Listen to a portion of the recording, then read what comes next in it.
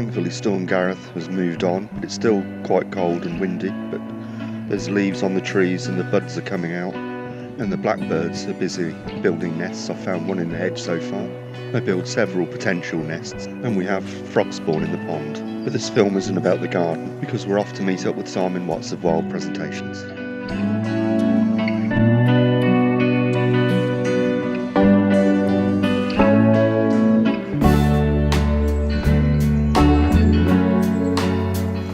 First stop is Bubbenhall Wood and Meadow.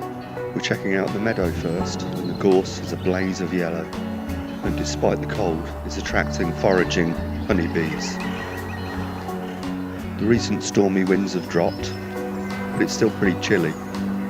But there's no doubt that spring has sprung. We walk down the slope to the gateway that overlooks a stretch of water. A clump of grass on the fence post tells us that an owl has devoured its prey here. As it snatches its prey, it brings a clump of grass with it. It then devours its prey, leaving just the grass behind. Clouds are starting to form, and the light is changing all the time. A small skein of geese fly in, and we expect them to land on the water in front of us.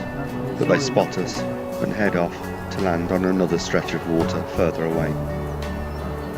But there are birds to be seen out on the water here. We have tufted duck, Canada geese, coot, and we thought we heard a little grebe, and indeed there it is.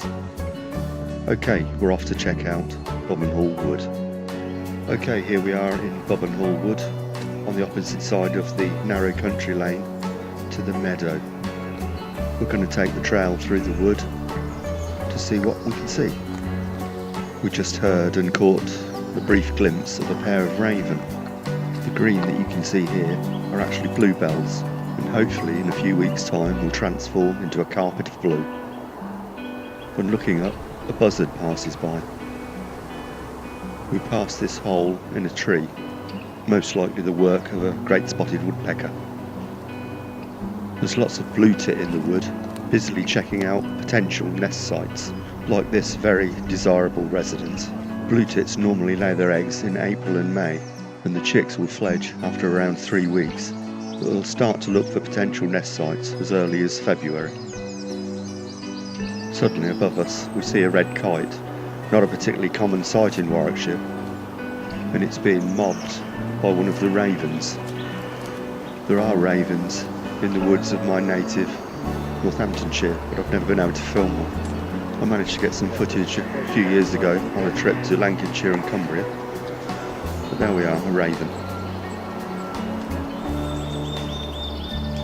The call you can hear there is the call of a nuthatch, and we're off to a place now where you're pretty much guaranteed to be able to see a nuthatch.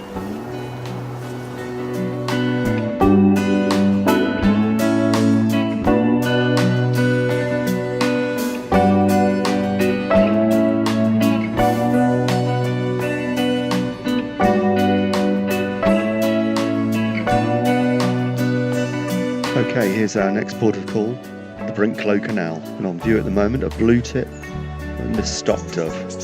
We've just replenished the tables with seed when this hailstorm blows up from nowhere, and luckily, unlike some, we can shelter in the car. Most of the birds have disappeared now, apart from this resilient great tit. But the storm soon passes, and the sunshine returns, along with the birds.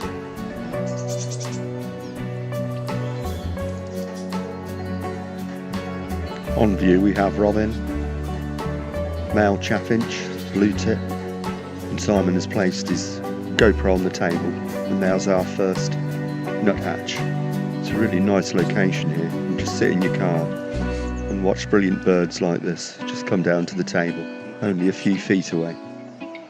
We're just enjoying watching the nuthatch when this much bigger visitor arrives at the table, a wood pigeon that then decides to reposition the GoPro. But thankfully it's only a short visit, and the nuthatches are soon back. And I'll leave you with that. See you next time.